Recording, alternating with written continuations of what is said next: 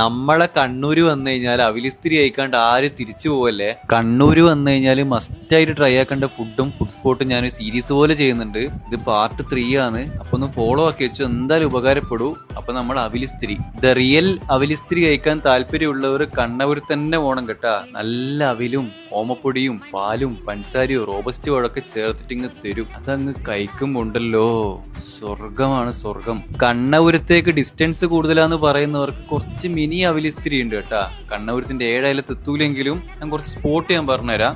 അഞ്ചരക്കണ്ടിന്ന് ചക്കരക്കല്ലിലേക്ക് പോകുമ്പോ വളവിൽപ്പീടികയുള്ള PV tea shop, അവിടെ ഉണ്ട് നല്ല അവിലിസ്തിരി. അവിടെ പാല് വേണ്ടാത്തവർക്ക് പൊയ്ക്കും ഉണ്ട് കേട്ടാ. ഇനി അഞ്ചരക്കണ്ടി സബ് രജിസ്ട്രാർ ഓഫീസിന്റെ നേരെ ഓപ്പോസിറ്റുള്ള കടയിലും കിട്ടും അവിലിസ്തിരി. അവിടെയും പാലിന് പകരം പൊയ്ക്കുണ്ട് കേട്ടാ. ഇനി ചാലക്കുള്ള ഈ ഒരു കടയിൽ വന്നു കഴിഞ്ഞാലും അവിലിസ്തിരി കഴിക്കാം കേട്ടാ.